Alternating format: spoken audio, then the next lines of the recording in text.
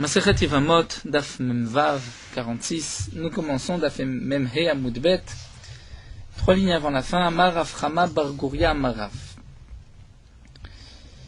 La Gemara continue, nous allons étudier une soubia du Eved, d'un esclave, et de la conversion d'un esclave, et aussi les dinim d'un converti, de la Mila, de la Tvila. Bezrat Hashem, nous étudierons tout cela aujourd'hui. Amar Aframa Bar Guria Amarav. Aframa Bar Guria nous dit au nom de Rav. Alokach Eved mina Oved Kochavim. Si un homme achète un esclave d'un non-juif, le din est que lorsqu'un homme achète un esclave, il doit d'abord faire la brit mila à cet esclave, ensuite le tremper dans un mikvé, l'échem avdout pour qu'il soit son esclave, et donc l'esclave, et ensuite l'esclave devient sa propriété. Donc un Israël devient propriétaire du gouffre, du corps de l'esclave Kenaani non-juif, qui a commencé un début de conversion puisqu'il a fait la brit mila et il s'est trempé dans un mikvé, l'échem avdout pour être un esclave Evet Kenaani, un esclave d'un juif. Et à ce moment-là, l'esclave doit accomplir toutes les mitzvot de la Torah, à l'exception des mitzvot qui dépendent du temps. Là, l'esclave en est dispensé. Si le maître a franchi son esclave, il lui donne un get shichur, un acte de libération, l'esclave deviendra juif, il va terminer sa conversion, et là, il sera tenu d'accomplir toutes les mitzvot.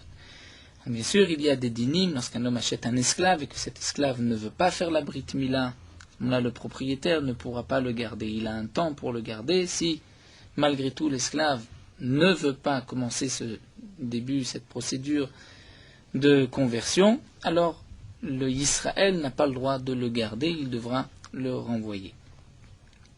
Donc dans les dinim d'un esclave, ici Rav nous enseigne si un homme achète un esclave d'un non-juif, vekadam vetava leshem ben chorim, et cet esclave s'est trempé dans un mikvé, mais non pas pour être un esclave, mais pour être ben chorim, c'est-à-dire pour être libéré.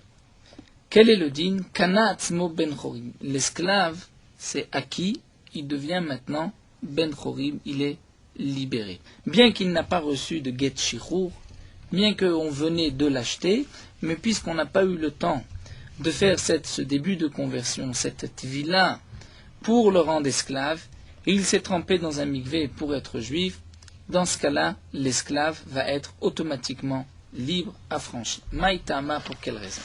Et la Gemara explique, nous commençons d'Af Memvav, Oved Kochavim Gufa Lokanele. Le non-juif qui a vendu cet esclave, lui-même n'avait pas de propriété sur le corps de l'esclave. Mais il avait simplement une shiboud, si on peut dire une soumission, c'est-à-dire il avait la possibilité de l'utiliser, de le faire travailler. Et donc, maï de kanele ou de maknele le Israël, ce que ce non-juif avait en possession, c'est ce qu'il a fait acquérir aux juifs en vendant cet esclave. Puisque comme nous allons le voir par la suite d'un pasouk, la Torah nous apprend qu'un Israël, un juif, a une propriété, il a une possession sur l'esclave lui-même, sur son corps, mais un non-juif n'a pas de propriété de possession sur un esclave non-juif. Il a simplement la possibilité de l'utiliser, de le faire travailler. Maase yadav, c'est-à-dire le fruit de son travail. Et donc nous dit la Gemara, puisque le non-juif qui a vendu au Israël n'a vendu que Maase yadav, c'est-à-dire le fruit de son travail, il ne l'a pas vendu lui-même son corps, donc kevan de kadam vetava leshem ben chorim, puisque l'esclave s'est trempé dans un mikvé, leshem ben chorim, pour être libre, afke les shiboudé, il a fait tomber ce shiboud, c'est-à-dire cette hypothèque, cette soumission qu'il avait au non-juif, et que le non-juif a vendu au Israël, aux juifs. Kede Rava, comme nous l'enseigne Rava, Dama Rava, Rava a enseigné. Egdesh, Chametz, Veshichur, Mafkim ide Shiboud. Il y a 3 choses qui vont enlever un shiboud, une hypothèque. Egdesh, c'est-à-dire, nous explique Rashi, un homme a désigné, a décidé que son esclave... Un homme a rendu Un homme a hypothéqué son taureau, il avait emprunté de l'argent, il a hypothéqué son taureau, et ensuite, il a sanctifié son taureau, il l'a offert au misbéach pour l'offrir en tant que korban. Eh bien, le fait qu'il ait été magdish, qu'il ait sanctifié son taureau, le shiboud, l'hypothèque, va automatiquement tomber. Ou encore, chametz, c'est-à-dire, nous explique Rashi, un Israël a emprunté de l'argent à un non-juif et il lui a donné son chametz, c'est-à-dire du levain avant Pessah, apothéqué en tant qu'hypothèque. Mais ce chametz est resté dans les mains du Israël du juif. Lorsque Pessah arrive, étant donné qu'il y a une interdiction de posséder du chametz, cette interdiction va enlever le shiboud, l'hypothèque du non-juif, et donc il a une obligation maintenant de le brûler, puisque c'est comme si ce chametz était le chametz du Israël, le shiboud est tombé. Ou encore shichour, c'est-à-dire si un homme a emprunté de l'argent et il a hypothéqué son esclave, et qu'il décide d'affranchir son esclave, eh bien, l'esclave est affranchi, devient ben chorim, libre, et l'hypothèque va aussi tomber automatiquement. C'est un digne que nous enseigne Rava, que Ekdesh, Chametz, Veshichur, Mafkim, Mideh, Shiboud. Et donc, de même, on dira, dans notre cas, étant donné que le Eved va maintenant se libérer, il va faire tomber le Shiboud, c'est-à-dire cette hypothèque, dire ce droit qu'avait le non-juif, et que le non-juif a vendu au Israël, ce droit, ce shiboud, va tomber automatiquement. C'est vrai que nous avons une question du Tosfot et Shenim, Tosfot évidente. Quel est le rapport entre le cas de Shichur, puisque là-bas il s'agit du cas où le maître lui-même va le libérer, alors que là on voit que c'est lui-même qui vient se libérer. Peut-être que ce n'est pas le même din. Tosfot Shenim nous répond que on considère quand même, la Gemara fait quand même le lien, étant donné que lorsqu'il va se tremper, il va enlever ce nom d'esclave qu'il porte, et le maître n'avait de toutes les manières que Maaseyada, dire la possibilité de le faire travailler, mais pas son gouffre, pas son corps, puisque le non-juif lui-même, qui a vendu l'esclave, n'avait pas de position de propriété sur le corps de cet esclave, et donc l'esclave lui-même va être libéré automatiquement, puisque par ce shichour, par cette libération, le shiboud va tomber, et donc il n'est plus chayav, il ne doit rien à son maître, il n'a pas besoin de travailler pour lui. Ça c'est le premier digne que nous enseigne ici la Gemara au nom de Rav. Métiv Rav Frizda. Rav Frizda va objecter, c'est marqué. Maase beblouria giyoret. C'était le cas de Blouria, une convertie. Shikadmoua vadea, vetavlou lefanea. Elle a voulu se convertir, mais ses esclaves l'ont devancée et se sont trempés dans un mikvé avant elle pour l'Echem ben chorim, c'est-à-dire pour se libérer. Uba maase lifne chachamim, la question était posée aux chachamim, ve'amrou, chachamim ont dit kanu atzman ben chorim. Ils se sont libérés par ce mikvé, étant donné qu'au moment où ils se sont trempés dans un mikvé, ils n'appartenaient pas, c'est-à-dire leur corps n'appartenait pas à cette blouria puisqu'elle était encore non juive, elle ne s'était pas encore convertie, et donc ils avaient la possibilité maintenant, comme nous l'avons vu par ce shichour, de se libérer de leur engagement vis-à-vis de leur propriétaire, qui était donc cette blouria. Et quelle est la question de la Gemara? C'est que la Gemara nous dit les fanea in, les acharea lo. C'est seulement s'ils se sont trempés dans un migré avant elle. Mais s'ils se sont trempés après elle, là dans ce cas-là, on ne dira pas la même chose. Donc on voit que lorsque le Eved est dans la propriété d'un juif, puisque si elle s'était convertie, elle était juive, il n'avait plus la possibilité ensuite de se tremper les Shem Chorim et d'enlever leur shiboud, même si il s'était trempé, non pas les Shem Avdout pour être esclave, mais il s'était trempé dans un mikvé pour être libre, pour se convertir.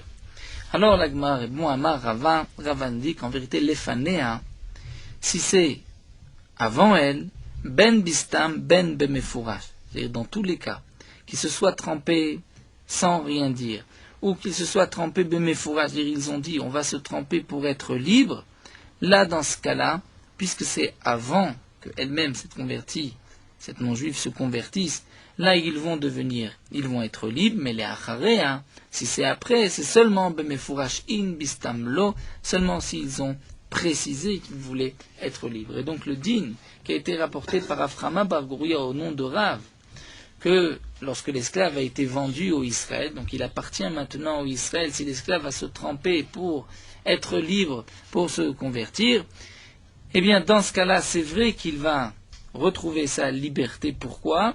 Parce qu'on parle dans un cas où il a dit « Mefourash, j'ai l'intention ». Donc il précise au moment où il se trempe, j'ai l'intention de me tremper pour être libre. Et l'Agma continue, Amar Ravavia Loshanui la Beloker Minaovet Kochavim. Ravavia nous dit, mais c'est seulement dans le cas où un homme achète un esclave d'un non-juif. Aval Ovet Kochavim Goufé Kané. Mais si c'est un esclave, un non-juif, qui lui-même vient se vendre en tant qu'esclave à Israël, là le Israël va l'acquérir immédiatement son corps, et si ensuite il va se tremper les Shem Ben Chorim, cet esclave, eh bien, il n'a pas acquis sa liberté d'irtiv. Comme c'est marqué, nous allons voir qu'un Israël a la possibilité d'acquérir le corps même. Il devient propriétaire, il a en sa possession le corps même de l'esclave, et donc l'esclave ne peut pas simplement se tremper et être libéré. Tout ce que nous avons vu qu'il peut se tremper et être libéré, c'est seulement parce que, comme nous l'a dit Rava, le shichour et mafki enlève le shiboud. Mais c'est plus qu'un shiboud, c'est une propriété. Là même le shichour n'enlève pas cette propriété.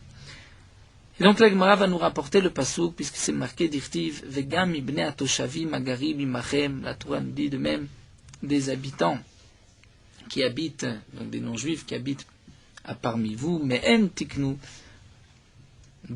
vous achèterez des esclaves, c'est-à-dire atem konim mehem, vous achetez des esclaves des non-juifs qui habitent autour de vous, veloem konim mikem, mais eux ne vont pas vous acheter. Veloem konim zemizé, et eux ne peuvent pas s'acheter entre eux. Alors demande la Gemara, que signifie veloem konim mikem, que eux ne peuvent pas vous acheter. Lemay idima lema seyadav, si ça voudrait dire qu'un homme ne peut pas se vendre à un non-juif, même pour le fruit de son travail, ça, ce n'est pas exact. Pourquoi? Tout ovet kravim le kanel et Israël et Maasiyadav, est-ce qu'un non-juif ne va pas acquérir le travail d'un Israël s'il l'achète, actif? Pourtant c'est marqué dans le pasouk, où la Gemara nous rapporte un pasouk marqué que lorsque un homme va être vendu, le ger toshav, à un habitant, o le eker mishpachat ger. Ve'amarmar, on a dit mishpachat ger ze ovet kochavim. La Torah nous dit que si un homme est vendu à un non-juif, c'est dans la mitzvah d'essayer de le racheter. En tout cas, on voit qu'un juif, un Israël, peut être acheté par un non-juif. Que signifie qu'il peut être acheté? C'est-à-dire, le fruit de son travail est acheté par un non-juif, même si le non-juif n'a pas de possession sur son corps, sur lui-même. Donc lorsque c'est marqué qu'un non-juif ne peut pas acheter un Israël, ça ne veut pas dire qu'il ne peut pas acheter son travail. Et la lave les gouffés. Ça signifie qu'il ne peut pas acheter son corps, il ne devient pas propriétaire de son corps. Et malgré tout, la Torah dit Atem konim mehem, vous achetez d'eux, c'est-à-dire vous pouvez acheter un non-juif. Lorsqu'un non-juif vient se vendre en tant qu'esclave, là, nous, on peut l'acheter et à filou gouffé, même son corps, c'est-à-dire on devient propriétaire de son corps. Alors la Gemara nous dit Pari Ravacha. Ravacha pose une question. Ima bekaspa ou betvila.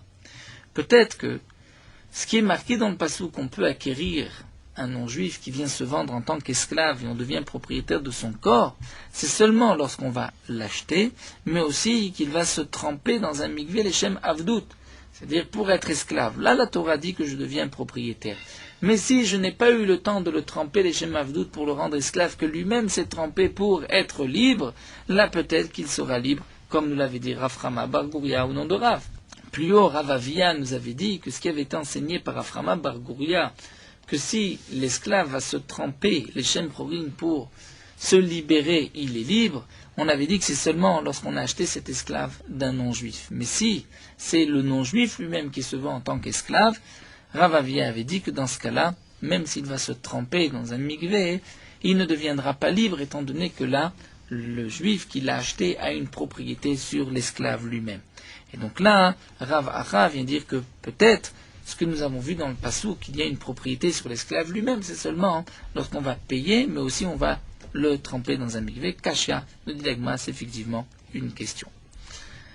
Et l'Agma continue à Mar Shmuel. Shmuel nous dit, lorsqu'on va immerger un esclave dans un mikvé, les shem avdout, c'est-à-dire pour le rendre evet kenani, esclave, et donc il sera tenu par une partie des mitzvot, c'est le début d'une conversion, tsarir le tokvo bamaim, c'est-à-dire il faut le tenir dans l'eau, il faut lui mettre un joug, le joug du travail dans l'eau, pour ne pas que l'esclave pense se tremper dans un mikvé pour se libérer. Donc il faut faire une action qui va montrer que je le trempe, je l'immerge dans le mikvé parce que je le veux en tant qu'esclave, et à ce moment-là, l'esclave n'aura pas la possibilité d'avoir une autre marchava, de dire moi j'ai pensé à me libérer en me trempant dans un mikvé. Keha, et comme le cas nous rapporte la Gemara, des minimin, avdé de Ravashi, l'esclave de Ravashi, elle a advoulé. Ravashi a voulu le tremper dans un mikvé, masrenya layu, les Ravina, les Ravacha Beridrava.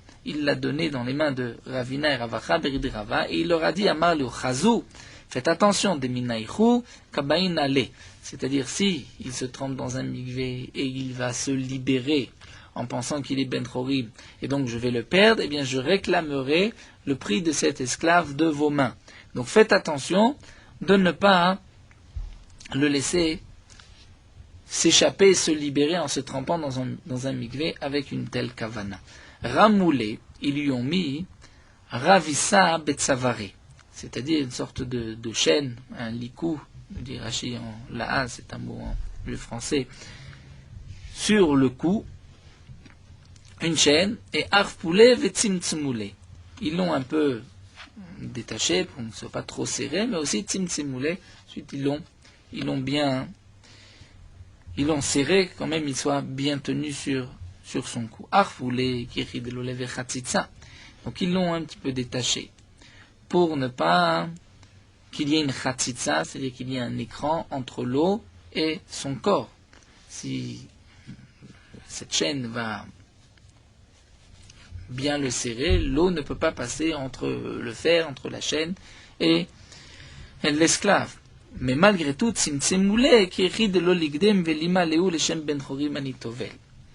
ils l'ont quand même bien serré pour ne pas qu'il puisse dire je me trempe pour être libre. Donc le fait d'avoir une chaîne sur le cou, c'est un hol, c'est un joug qui montre bien tu es esclave. Lorsqu'il a levé la tête, mimaya de l'eau, anchoulé, ils lui ont posé zulta detina, un petit récipient dans lequel il y avait de la boue, arraché sur la tête, va me rouler, ils ont dit zil amte lebemaracha, va la porter à ton maître. Donc là ils ont bien montré qu'on t'a trempé dans un mikvé pour que tu sois un esclave et non pas pour que tu puisses t'échapper et te libérer en pensant les ben chorim. Amale Rav Papa le Rava. Rav Papa a dit à Rava Chazema, regarde, Rav Hane Debe Papa Bar Abba. Les gens de la maison, l'esclave de la maison de Papa Baraba, les hommes de Papa Baraba, qui était un homme très riche, de Yahvé Zouzé les Inchel et Kargayou. C'est-à-dire, lorsque, nous explique Rashi, lorsque ces gens n'avaient pas d'argent pour payer l'impôt sur chaque tête que le roi avait imposé, à ce moment-là, lorsque les gens n'avaient pas d'argent, le responsable du roi les prenait en tant qu'esclaves. Et donc, la maison de ce Papa Bar Abba, étant donné que c'était des hommes très riches, ils payaient l'impôt à la place de ces gens, et ainsi, ils devenaient propriétaires de ces esclaves. Et ces esclaves, c'était des non-juifs qui étaient achetés par Papa Bar Abba. Et donc, Rav Papa a dit à Rava, regarde, la maison de Papa Bar Abba, qui donnait de l'argent à l'Inché de Kargayou pour payer l'impôt, au Meshab de Béou, et il les prenait en tant qu'esclaves. Est-ce que Kinafke Tzricha Gita de Cheruta ou lo, lorsqu'il va les libérer, il va accepter qu'ils partent, est-ce que, pour que ces gens puissent se marier ensuite avec une fille d'Israël, est-ce qu'ils ont besoin d'un acte de shichur, c'est-à-dire qu'ils ont été affranchis, ils ont été libérés, c'est-à-dire est-ce que Papa Baraba a acquis ses esclaves en payant l'impôt ou pas? Amarbe, il lui a dit, Ichou Shechivi, lo amri lechu amiltan. Vous voyez, si je n'étais plus de ce monde, je n'aurais pas pu vous dire cette chose-là. Achiyama Rav Sheshat, voici ce que Rav Sheshat a dit. Muarkayu de ane betafsa de malka manach. C'est Muarkayu, le sceau de ces hommes-là, c'est betafsa, c'est dans le coffre du roi qu'il est posé. Ou Malka Amar, le roi a dit, Man deloyev karga mishtabet, celui qui ne paye pas l'impôt deviendra esclave. À qui? Les man de yev karga, à celui qui payera l'impôt à sa place. Et donc, puisque le roi a une force, si ces gens ne payent pas l'impôt, il peut les prendre en tant qu'esclaves et il peut les donner aussi esclaves à celui qui payera l'impôt. Donc ils sont considérés comme des esclaves, c'est comme si le roi les avait vendus en échange de cet impôt. Et donc ils ont besoin d'un acte de shirour, de délivrance, même si demain ils vont se convertir, ce n'est pas suffisant. Étant donné qu'ils sont encore avadim esclaves, ils doivent d'abord recevoir un acte de shirour de leur maître pour pouvoir se marier avec une fille d'Israël. Et la Gemara continue et nous dit Rabbi Chia Baraba, Ikle le Gavla. Rabbi Chia Baraba est arrivé dans cette ville Gavla, Chazé benot Israël, il a vu des filles d'Israël, des Me'abran Migerin, qui étaient tombées enceintes de convertis chez Malou Velotavlou, qui avaient fait la Brit Mila Velotavlou, mais qui ne s'étaient pas trempés dans un migvé. Nous verrons par la suite, Gemara le rapportera aussi plus loin, que de la même manière que les Bnei Israël au moment de Matan Torah se sont, on peut dire, convertis, puisqu'ils sont devenus à ce moment-là des Bnei Israël, les Juifs, par la Brit Mila, la Tvila, se tremper dans un migvé, et avant, bien sûr, ils ont accepté toutes les mitzvot de la Torah, c'est une condition importante pour tout converti, et ils devaient aussi apporter un korban, comme on le voit dans les psukim, la Gemara nous le rapportera, nous l'expliquera. Donc de même, aujourd'hui, un homme, un non-juif qui se convertit, doit d'abord accepter les mitzvot, faire la brit mila, et se tremper dans un mikvé. Le korban, aujourd'hui nous n'avons pas de bet hamikdash, n'est pas obligatoire. Lorsque le bet hamikdash sera reconstruit, les guérim apporteront leur korbanot. Donc ici, Rabbi Chia Barava a vu qu'il y avait des filles d'Israël qui étaient tombées enceintes de convertis, qui avaient fait la Brit Mila, mais qui ne s'étaient pas trempés dans un mikvé. Il a vu aussi autre chose, donc s'ils ne se sont pas trempés dans un mikvé, ils n'étaient pas encore juifs. Ils n'ont pas terminé la procédure. Vechazar Hamra d'Israël. Il a vu que le vin d'un juif, des masgué, ovde kochavim, que des non-juifs vont verser, vechatou, c'est-à-dire ils vont masguer, dire verser, préparer, couper avec de l'eau, vechatou Yisraël, et que les Bnei Israël buvaient de ce vin. Vechazé, il a vu tourmoussine, des tourmoussines, sorte de lupin, des chalké ovde kochavim, que des non-juifs avaient fait cuire, ve'achle Israël, et que des juifs mangeaient, alors qu'il y a une interdiction de manger ce qui a été cuisiné, cuit par un non-juif. Velo amarlou velo midé, il n'a rien dit, alors qu'il aurait dû peut-être les réprimander, leur dire que vous transgressez, vous faites ici une avéra. Atelekamé de Rabbi Yochanan, il est venu devant Rabbi Yochanan à Marley, il lui a dit Tsev achez al benehem, va proclamer sur leurs enfants Shem mamzerim. Leurs enfants sont considérés comme des mamzerim. Nous verrons pourquoi. Va alienam leur vin mishum yain neser. Et leur vin, mishum yain neser, que c'est du vin qui est interdit parce que c'est du vin qui a été versé pour la Avodazara. Va al tourmoussim, et sur les tourmoussim, que les Bnei Israël mangeaient, qui avaient été cuits par un non-juif, va leur dire que c'est interdit Mishum Bishulé Ovde Kochavim, parce que c'est Bishul Oved Kochavim, parce que c'est un non-juif qui l'a cuisiné, qui l'a fait cuire.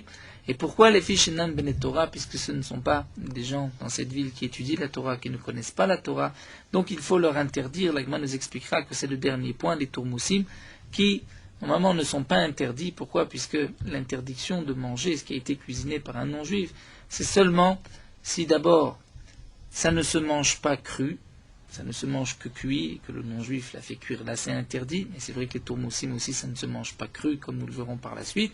Mais il y a aussi une autre condition, il faut que l'aliment soit chachouv, important, qu'il puisse monter al shulchan melachim. Et les tourmoussim ne montaient pas à la table du roi, donc il n'y a pas d'interdiction de bishul goy, même si ça a été cuit par un non-juif, malgré tout, il leur a interdit, pourquoi les Fishenan Bene Torah, étant donné qu'il n'y avait pas de Bene Torah, ils n'avaient pas étudié dans cette ville, donc il fallait être mahmir, leur interdire, pour ne pas qu'ils viennent à permettre d'autres choses qui étaient vraiment interdites. Donc l'Agma nous explique Al-Bnem Shem Mamzerim, pourquoi ils devaient proclamer que leurs enfants sont des Mamzerim. Rabbi Yochanan et Ta'amer, Rabbi Yochanan nous a enseigné par ailleurs, Damar Apriya Barabam Rabbi Yochanan Leolam, En Ger Yamol V'Yidbol. Un non-juif ne devient un guerre, un converti, que lorsqu'il va faire la Brit Mila et aussi se tremper dans un mikveh. Kevan de l'Otavil, Ovet Kravim, ils sont considérés comme des non-juifs, et nous avons vu, Vamar Bachanam Rabbi Yochanan, toujours d'après Rabbi Yochanan, qu'Ovet Kravim Veved al-Baal Bet Israël Avlad Mamzer, c'est la sougia précédente, qu'un non-juif qui a un enfant avec une fille d'Israël, l'enfant est un Mamzer. Donc c'est pour cela que Rabbi Yochanan a dit, va proclamer que leurs enfants sont des mamzerim. Val yana mishum yain neser, leur vin et du vin yain neser qui a été versé pour la vodazara.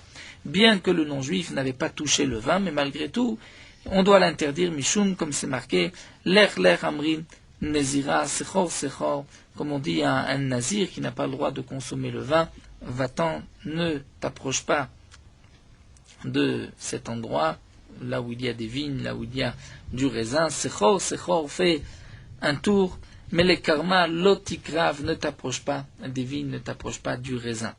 C'est-à-dire, on avait une achaka, une barrière, même c'est vrai que les non-juifs n'avaient pas touché le vin, ils avaient simplement coupé avec de l'eau le vin, malgré tout on l'interdit puisqu'ils étaient proches du vin et que le non-juif pouvait facilement toucher le vin. Val tourmousan, mishum bishulov dekravim, mishunam benet Torah, donc on va dire que le tourmous, il y a une interdiction de manger ce qui a été cuisiné par un non-juif parce qu'ils ne sont pas Bnei Torah, demande l'Agma Bnei Torah charé, mais si c'était des Bnei Torah, gens qui étudient, on aurait pu leur permettre. V'amar Rav Shmuel bar Rav Yitzhak mishmed de Rav, pourtant Rav Shmuel bar Rav Yitzhak a dit au nom de Rav, kol anerat kemo shiuchai, tout ce qui se mange cru, en bo mishum bishulov de kochavim, même s'il a été cuit par un non-juif, il n'y a pas de bishulov de kochavim. Veha tourmous, mais le tourmous, nous savons que el onechal kemo shiuchai, il ne peut pas être mangé cru, et donc yesh bo mishum bishulov de kochavim, il y a une interdiction lorsqu'il a été cuit, cuisiné par un non-juif, puisque comme nous dit l'Agma, que le tourmous doit être cuit 7 fois et on doit à chaque fois changer l'eau puisque ça demande une longue cuisson. Donc si c'est ainsi, il y a une interdiction pour tout le monde de manger ces tourmoussim cuisinés par des non-juifs. Rabbi Yochanan nous explique l'Agma qu'Edar Lishnas Virale lui pense comme l'autre Lachon qui a été dit dans l'Agma d'Avodah Zarah au nom de Rav Shmuel bar Rav Yitzhak. Tamar Rav Shmuel bar Yitzhak mishmed Rav kol shenolla shulchan melachim, tout ce qui ne monte pas sur la table du roi, les cholbo, et tapat pour manger, pour accompagner le pain, en bo mishum bishulei. Il n'y a pas d'interdiction de cet aliment s'il a été cuit par un non-juif. Et donc ici, on ne devrait pas interdire Vetama denan Bnei Torah sharem. Étant donné que là-bas, ce n'était pas des Bnei Torah, donc il fallait être mahmir pour ne pas qu'ils viennent à permettre ce qui est ailleurs interdit. Donc là, nous avons vu, à travers cette histoire, qu'un non-juif qui vient se convertir doit faire la Brit Mila et aussi se tremper dans un mikveh. Tanu Rabbanan, l'Agma nous rapporte une braïta. Ger shemal velo taval. Un converti qui a fait la Brit Mila mais qui ne s'est pas trempé dans un mikveh. Rabbi Eliezer Omer Arezeger. Rabbi Eliezer dit, il est considéré comme un converti. C'est valable. Pourquoi? Sheken matzinu ba'avotenu, puisqu'on voit que nos ancêtres, malou velo tavlou, nos ancêtres, à l'époque de Moshe, lorsqu'ils sont sortis d'Égypte, et ils ont changé de statut, puisque n'oublions pas que jusqu'à Matan Torah, ils avaient le statut de Bnei Noach, et donc ils n'étaient tenus que par les 7 mitzvot, Bnei Noach et la Brit Mila aussi. Juste les 7 mitzvahs de Bnei Noach et la Brit Mila, c'est vrai qu'ils ont accompli aussi des autres mitzvot, mais ils n'en étaient pas obligés. À partir de Matan Torah, le Klal Israël a reçu un nouveau statut de Bnei Israël. Et Rabbi Eliezer nous dit que les Bnei Israël ne se sont pas trempés dans un mikveh, ils ont juste fait la Brit Mila. Donc on voit que la Brit Mila c'est suffisant. Nous allons voir que c'est une marloquette. Dans le cas contraire, Taval velomal, si quelqu'un s'est trempé dans un mikveh, mais il n'a pas fait la Brit Mila, est-ce qu'il est considéré comme guerre ou pas? Rabbi Yoshua nous dit il est converti. Pourquoi? Shken matzinu beimaot. Nous avons vu les imaot, c'est-à-dire les femmes de cette époque, Shtavlu velomalou, elles se sont trempées dans un mikveh, mais elles n'ont pas fait la Brit Mila. Une femme ne fait pas la Brit Mila, donc on voit qu'on peut se convertir sans Brit Mila. Chachamim omrim, Chachamim disent taval velo malou, mal velo taval enger. Chachamim disent que si c'est trempé, il n'a pas fait la Brit Mila ou la Brit Mila sans se tremper, il n'est pas un guerre. Achiamul veidbol, il doit faire la Brit Mila et se tremper dans un mikveh. Mais sur les femmes, elles qui n'ont pas de Mila vont se tremper dans un mikvé. Mais celui qui a la mitzvah de Mila, la possibilité, devra faire la Brit Mila et ensuite se tremper dans un mikvé. Et Rabbi Yoshua demande la Gemara. Rabbi Yoshua dit que Taval Velomal, si il s'est trempé dans un mikvé, il n'a pas fait la Brit Mila, c'est un guerre. Mais ça voudrait dire que si il a fait la Brit Mila mais il ne s'est pas trempé dans un mikvé, il n'est pas guerre d'après Rabbi Yoshua, puisque d'après Rabbi Yoshua, l'essentiel c'est la Tvila. Demande la Gemara vers Rabbi Yoshua, Namen il me avot. Pourquoi Rabbi Yoshua n'a pas appris des avot, donc des hommes à l'époque de Moshe Rabbeinu qui ont fait la Brit Mila sans se tremper dans un mikvé? Vers Rabbi Eliezer, Namen il me imot. Et inversement, Rabbi Eliezer, lui, devrait apprendre des imaot qui sont trempés dans un mikvé et n'ont pas fait la Brit Mila. Veritema, peut-être que tu diras, Indanim Efshar Miché Efshar. D'après Rabbi Eliezer, pourquoi on n'apprend pas des imaot? Parce que les femmes de l'époque, étant donné qu'elles n'ont pas la mitzvah de Mila, donc on ne peut pas apporter une preuve pour celui qui a la mitzvah de Mila. Si tu dis que Endanim Efshar Miché Efshar, on ne va pas apprendre ce qui est possible de ce qui est impossible, nous allons voir que c'est pas vrai. D'après Rabbi Eliezer, on peut apprendre. Vatania Rabbi Eliezer Omer, Rabbi Eliezer nous dit, Minaim le Pesar Dorot Shen Baïla Minachulin. D'où est-ce qu'on sait qu'un korban Pessah, Dorot, des générations, pour exclure le Pessah d'Égypte, donc le Pessah de toutes les générations, d'où est-ce qu'on sait que la bête doit être achetée avec de l'argent choulin profane et non pas avec de l'argent de Maaser Sheni? Neymar, puisque c'est marqué Pessah Bemitzrayim, il y avait le Pessah en Égypte. Neymar Pessah Bedorot, il y a le korban Pessah pour les générations à venir. Ma Pessah Ramo Bemitzrayim en Baïda Minachulin. De la même manière que le Pessah qui était en Égypte ne venait que Minachulin et pas du Maaser, puisqu'en Égypte il n'y avait pas de Maaser. Tant que les bénis Israël ne sont pas rentrés en terre d'Israël, tant qu'il n'y a pas eu la Kedusha de la terre, il n'y avait pas de Maaser. Donc s'il n'y avait pas de Maaser, c'est pour cela qu'en Égypte, le Korban Pessah ne venait que Minachulin. Et donc on dira, Av Pessah Amour les Dorot en Baïna Minachulin. Même le Pessah des générations qui ont suivi, jusqu'à aujourd'hui, ne peut venir que Minachulin, de ce qui est profane et non pas de l'argent du Maaser. Et qu'est-ce que répond Rabbi Akiva Rabbi Eliezer? Rabbi Akiva Rabbi Akiva dit, mais quelle est la preuve? Comment tu vas apprendre l'un de l'autre, étant donné qu'en Égypte il n'y avait pas encore de Maaser puisqu'il n'était pas rentré en Eretz Israël. Donc on ne peut pas apprendre ce qui est possible aujourd'hui de ce qui était impossible à l'époque. À Marley, et Rabbi Eliezer répond à Falpish et Yefshar Rayak Dolaï Venilma Daimena. Même c'est vrai qu'à l'époque en Égypte il n'y avait pas de Maaser, et donc c'est ce qui est possible de ce qui était impossible. Malgré tout, Rayak Dolaï, c'est une bonne preuve, Venilma Daimeno, et on peut l'apprendre de là-bas. Donc on voit que Rabbi Eliezer peut apprendre le Efshar, Mishei Efshar, même si aujourd'hui il y a du Maaser, mais puisqu'à l'époque il n'y avait pas de Maaser, donc aujourd'hui aussi on ne pourra pas apporter du Maaser. Donc si c'est ainsi, on devrait dire d'après Rabbi Eliezer qu'on devrait apprendre des Imaot. C'est vrai que les femmes à l'époque sont tombées dans un mikvé, n'ont pas fait de la Brit Mila. Donc on pourrait dire que tout homme qui vient se convertir, même s'il ne fait pas la Brit Mila, la conversion est valable. Alors la Gemara répond à Marley, Afalpi shei efshar raya gedolahi venilmad aimena. Alors la Gemara va essayer de répondre à cette question. Donc on a vu que d'après Rabbi Eliezer, on apprend Efshar, Mishei Efshar. Donc pourquoi on ne pourrait pas apprendre des Imaot, des femmes de l'époque de Matan Torah, que c'est juste la Tvila qui compte? Et là, nous dit la Gemara, en vérité, Betaval velomal kulal mal obligé. Si un converti se trempe dans un mikvé mais ne fait pas la Brit Mila, là tout le monde est d'accord, kulal mal obligé ne sont pas en marloquet des méanés, tout le monde est d'accord que c'est valable. Comme nous l'avons vu à propos des Imaot, qui s'étaient trempés dans un mikvé mais qui n'avaient pas fait la Brit Mila, qui pliguaient. Lorsqu'il y a une marloquette entre Rabbi Eliezer et Rabbi Yoshua, c'est Bemal Velotavad, celui qui se fait la Brit Mila mais qui ne se trempe pas dans un mikvé. Est-ce qu'aujourd'hui un guerre qui va faire la Brit Mila mais pas le mikvé, est-ce que la conversion est valable? Rabbi Eliezer Yalif me Avot, Rabbi Eliezer va la prendre des Avot, donc de nos ancêtres à l'époque de Moshe Rabbeinu, qui ont fait la Brit Mila et qui ne se sont pas trempés dans un mikvé. Rabbi Yoshua, Be'avot Named Vilav, et Rabbi Yoshua dit que les Avot se sont aussi trempés dans un mikvé. Bien que ce n'est pas marqué dans le pasouk, mais ils se sont trempés dans un mikvé. Mais n'allez, d'où est-ce qu'on sait d'après Rabbi Yoshua? Il dit, ma médirti ici, c'est parce que c'est marqué. L'ech elam vekidashtam hayom umacha. Kadosh Baruch Hu dit à Moshe Rabbeinu, va chez le peuple, et ils vont se sanctifier aujourd'hui et demain. Vechebesousim lotam, ils vont laver leurs habits. Et je vais dire ainsi, Umabem comme Shen Taun Kibus Taun Tvila, si déjà un Baal Keri n'aime qu'une perte séminale, c'est marqué dans le passou qu'il devra se tremper dans un mikvé, mais ses habits n'ont pas besoin d'être trempés. Donc tu vois que si déjà dans le cas où on ne trempe pas les habits, mais lui, l'homme, a lui-même besoin de se tremper dans un mikvé. Donc comme chez Taun Kibus, là où il faut laver les habits, puisque là au moment de Matan Torah, Kadosh Baruch Hu dit à Moshe Rabbeinu, va annoncer au peuple, va sanctifier le peuple, et que le peuple doit se laver les habits, donc n'est-ce pas à plus forte raison, Shtaun Tvila, et donc il est évident que le peuple à l'époque s'était trempé dans un mikvé. Dit la Gemara, quelle est la preuve qu'ils se sont trempés dans un mikvé?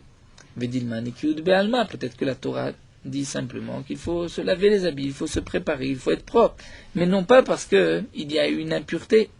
Et donc on ne peut pas tirer de là-bas une preuve que les Bnei Israël s'étaient trempés dans un mikvé. Et la me'acha, alors la Gemara nous rapporte un autre passage. Vaikar Moshe Tadam Meizor Kalaam. C'est marqué à propos des korbanot qui ont été sacrifiés au moment de Matan Torah, que Moshe Rabbeinu a pris le sang de ces korbanot et il les a aspergés sur le peuple. Et Vegimire, nous avons une tradition de nos maîtres, de En Azaa Belot Tvila, c'est-à-dire qu'on ne va en aucun cas faire une Azaa sur quelqu'un si il n'y a pas de Tvila, il ne va pas s'immerger dans un mikvé, c'est-à-dire la Tvila accompagne la Azaa. Donc puisqu'on voit que Moshe Rabbeinu a aspergé du sang sur les Bnei Israël, c'est sûr que les Bnei Israël se sont aussi trempés dans un mikvé. Et donc si les Bnei Israël sont trempés dans un mikvé, on voit que la conversion exige un mikvé, puisque tous les dynimes de conversion, nous l'apprenons de Matan Torah. Donc si les Bnei Israël à l'époque se sont trempés dans un mikvé, donc il faut se tremper aussi dans un mikvé pour que la conversion soit valable. Ça c'est ce que pense Rabbi Yehoshua. Et l'Agma nous dit Rabbi Yehoshua Tvila Bimaot Minalan. Alors demande l'Agma, mais toi Rabbi Yehoshua, d'où est-ce qu'on sait que les Imaot, les femmes de l'époque, se sont trempées dans un mikvé? On cherche une source pour les hommes, mais d'où est-ce que tu sais que les femmes se sont trempées, puisque tu affirmes que les femmes se sont trempées? Alors il répond, Svaraou, c'est logique. Si les femmes ne sont pas trempées dans un mikvé, elles n'ont pas de mila, donc comment ont-elles pu se convertir, rentrer sous les ailes de la shrina? Il y avait obligatoirement quelque chose, donc un mikvé pour les femmes. Donc ici l'Agma nous dit, c'est sûr que d'après Rabbi Yehoshua, les femmes se sont trempées dans un mikvé, puisque c'est la seule possibilité de conversion, la seule action pour se convertir.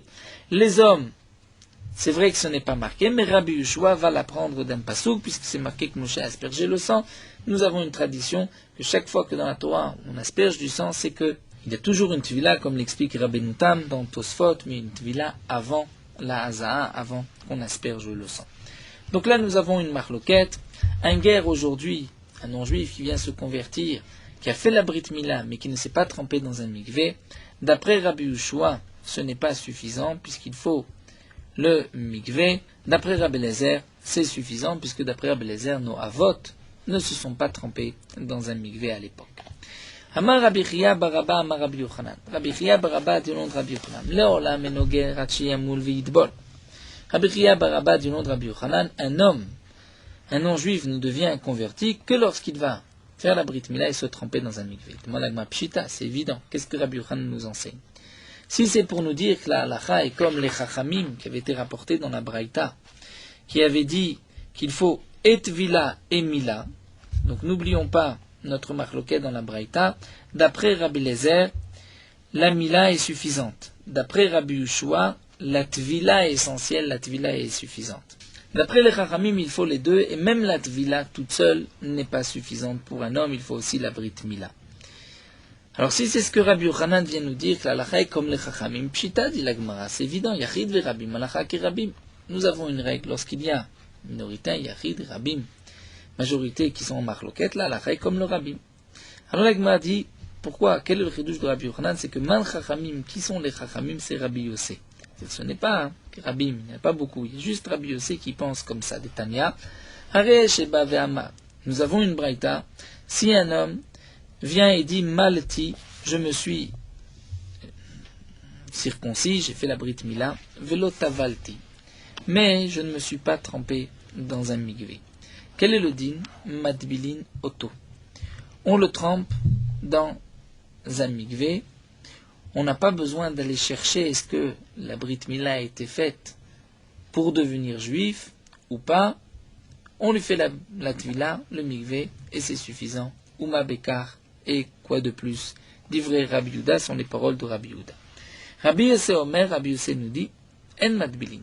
On ne peut pas le tremper dans un mikvé, l'immerger dans un mikvé. Il faut au moins faire atafat d'ambrit, puisqu'il est déjà circoncis, il faut lui faire couler une goutte de sang. Pourquoi? Parce que peut-être que c'est un arabe circoncis, des enfants des Bnei Ketura, ou un Givoni, puisqu'il y avait aussi ce peuple des Givonim qui avait l'habitude de se circoncire. Et donc c'est pour cela qu'il faut faire atafat d'ambrit, puisque peut-être la circoncision n'avait pas été faite pour devenir juif. Donc on voit que d'après Rabbi Yossé, il faut les deux. Et la Brit Mila et la Tevila en tant que ger leshem gerut. De même, nous dit la Braïta, lefichach madbilim ger beshabbat ve Rabbi Yehuda. Puisque d'après Rabbi Yehuda, nous voyons que la conversion se suffit à une Tvila, donc on va dire que d'après Rabbi Yehuda, on n'a pas besoin des deux. On peut ou la Brit Mila ou la Tevila. Et donc nous dit la Braïta, d'après Rabbi Yehuda, si un non-juif s'est circoncis devant nous hier, vendredi, pour se convertir, le lendemain on pourra le tremper dans un mikvé. Pourquoi? Puisqu'on ne va pas le convertir aujourd'hui, puisque la Brit Mila était déjà suffisante, puisque nous avons une interdiction Shabbat de ce qu'on appelle Metaken Gavra, c'est-à-dire de le rendre juif par une tvila. C'est aussi une interdiction Midirabanan Shabbat. Donc là, s'il a déjà fait la Brit Mila avant, d'après Rabbi Yehuda, c'est suffisant, de la même manière que la Tevila est suffisante, la Brit Mila est suffisante. De Rabbi Yossé, Omer en Madbilin, d'après Rabbi Yossé, ce n'est pas suffisant, puisqu'il faut les deux, et donc on ne peut pas terminer sa conversion Shabbat. Amarmar, l'Agma reprend, Lefichach Madbilim Gerbe Shabbat. Tu dis que d'après Rabbi Yehuda, on peut immerger dans un mikvé un guerre, un converti Shabbat, dans le cas où il a fait la Brit Mila devant nous. Bien sûr, s'il n'a pas fait la Brit Mila devant nous, il faudra que la Tevila se fasse devant nous, l'Echem Gerut, à ce moment-là, on ne pourra pas le faire Shabbat. Mais s'il a fait sa Brit Mila devant nous, vendredi avant Shabbat, on pourra, d'après Rabbi Yehuda, le tremper dans un mikvé pendant Shabbat, puisque la Tevila n'est pas obligatoire. Pshitan, dit la Gemara, puisque Kevan d'Amar Rabbi Yehuda Bechada Saga, puisqu'on voit que d'après Rabbi Yehuda, la Tvila est suffisante, donc Echad Emal Lefanenu Matbilin, si lui a fait la Brit Mila devant nous, donc une chose est suffisante, que ce soit la Tvila ou la Brit Mila. Alors on dit l'agma Maï Lefichar. Donc que signifie le Lefichar? C'est pour cela. Maoudetema nous dit l'agma, en vérité les Rabbi Yehuda Tvila Ikar. J'aurais pu croire que Rabbi Yehuda exige la Tvila. Peut-être que d'après Rabbi Yehuda, l'essentiel c'est la Tvila. Pourquoi dans la Recha de cette Braïta, Rabbi Yehuda a dit que si un homme vient dire je me suis circoncis pour devenir juif, on peut le tremper immédiatement dans un mikvé et on n'a pas besoin de lui faire atafat d'amberit. Donc nous on a compris, parce que d'après Rabbi Yehuda, une seule chose est suffisante, que ce soit la Tevila ou la Brit Mila. Donc là, je ne sais pas si la Brit Mila s'est faite l'Echem Gerut pour devenir juif, je vais lui faire au moins la Tevila. Mais j'aurais pu croire que non, nous dit l'Agma. J'aurais pu croire que d'après Rabbi Yehuda, il n'y a que la Tevila qui est essentielle. Et c'est pour cela que je ne tiens pas compte de sa Brit Mila, comment il l'a faite.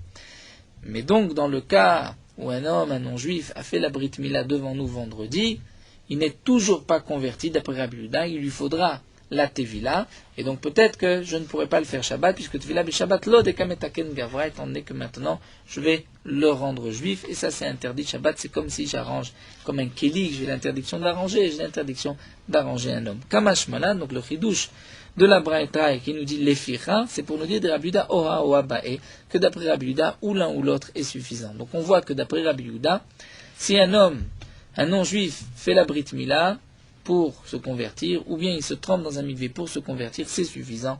Et ou l'un ou l'autre doit se faire l'Echem Gerut, c'est ça la conversion. Rabbi Yossé Omer, En Madbili. Et nous avons vu que d'après Rabbi Yossé, que lorsque on a vendredi circoncis un non-juif, l'Echem Gerut, Rabbi Yossé dit qu'on ne peut malgré tout pas le tremper dans un mikvé. On dit là que ma pshita, c'est évident. Puisque nous avons d'après Rabbi Yossé, il faut les deux. il faut et la Brit Mila et la Tvila.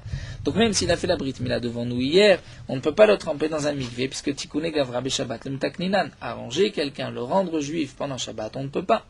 Donc quel est le chidouche de la Braïta? Et là aussi l'Agma nous dit, Maodetema, j'aurais pu croire de Rabbi Yossé Milaïka.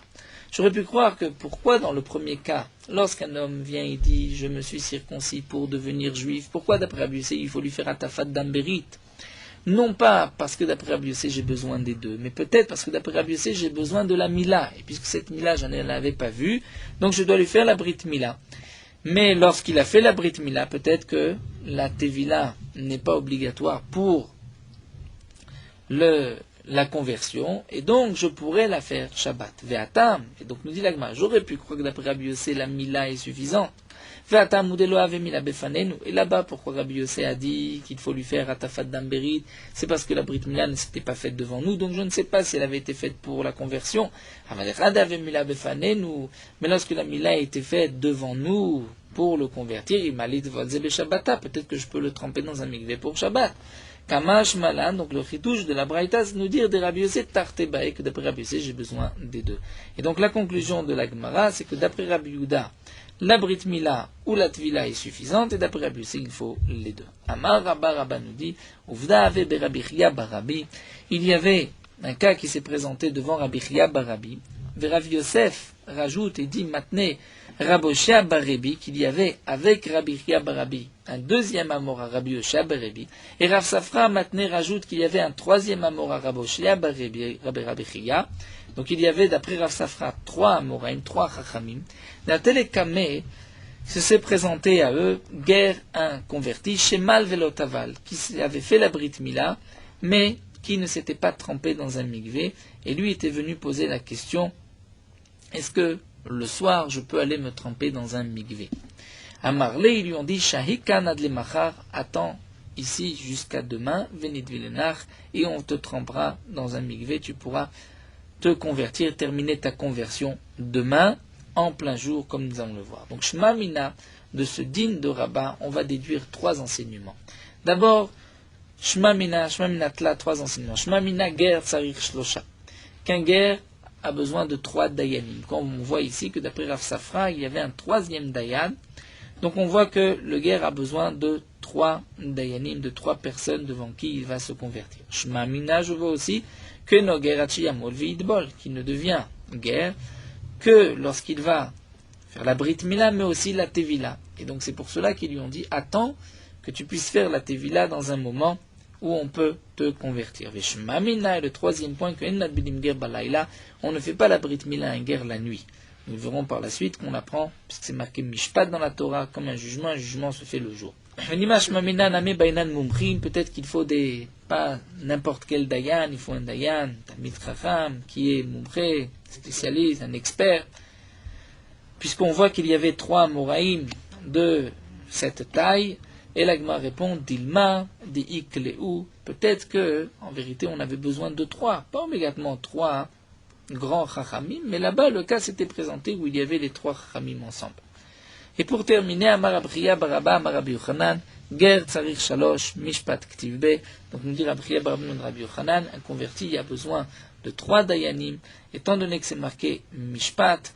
Donc Mishpat, c'est comme un jugement, et un jugement ne peut pas se faire avec moins de trois dayanim. Donc c'est pour cela que pour la Géroute, il faut au moins trois dayanim. Donc là, nous avons vu toute une marloquette. La halakha, c'est qu'un guerre, pour se convertir, doit d'abord faire la Brit Mila et ensuite se tremper dans un mikvé. Et s'il a fait la Brit Mila sans le mikvé, ou le mikvé sans la Brit Mila, il n'est pas converti. Donc la halakha, c'est qu'il faut les deux. Donc puisqu'il faut les deux, on ne pourra pas non plus le tremper Shabbat dans un mikvé, puisqu'il y a une interdiction de metaken gavra, c'est comme si on l'arrange. Là, nous allons nous arrêter là. Merot ha'alacha daf memvav. Quel est le din d'un habit qui a 5 coins? Donc comme nous l'avons vu, lorsqu'un homme porte un habit de 4 coins, il y a une obligation de tzitzit, mais si on porte un habit qui a plus que 4 coins, eh bien il y a malgré tout une obligation, puisqu'on apprend du pasuk, Gedim ta'asedecha al-arba kanfot, Kesutra, nous dit la Torah, tu mettras des tzitzit sur les 4 coins de ton habit. La Torah rajoute, Asher techaseba, c'est-à-dire l'habit avec lequel tu vas t'envelopper. Pourquoi la Torah précise Asher Techaseba, qui va t'envelopper, c'est pour inclure même un habit qui fait plus que 4 coins. Donc la Torah a précisé juste avant 4 coins pour exclure un habit qui fait moins que 4 coins. Malgré tout, les poskim ont écrit qu'étant donné que d'après certains, un habit qui a plus que 4 coins est dispensé de tzitzit, il faudra faire attention de ne pas avoir un habit qui a plus de 4 coins, et donc ainsi on accomplira la mitzvah comme il se doit.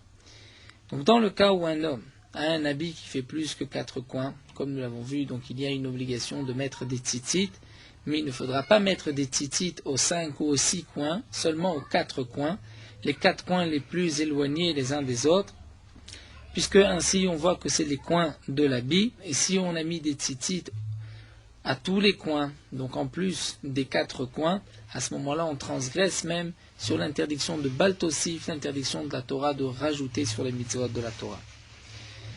De même dans les habits, les talit katan que nous avons aujourd'hui, il y a un col. Et au niveau du col, il y a 2 coins, donc de chaque côté. Est-ce que ceci est considéré comme 6 coins, un habit de 6 coins, et comme nous l'avons vu, il vaut mieux les ratrila avoir un habit que 4 coins. Donc tout dépend, étant donné que l'encolure, c'est vrai qu'elle est assez grande, ouverte, mais puisqu'il y a plus de talit fermés que ouverts, donc on considère que tout est fermé, donc dans ce cas-là, il n'est pas nécessaire d'arrondir les coins de cette encolure de ce col, on peut les laisser ainsi, ce n'est pas considéré comme un coin. Mais sinon, il faudra donc faire un petit arrondi sur les coins du col pour que le talit katan n'ait que 4 kanfot, 4 coins et pas plus.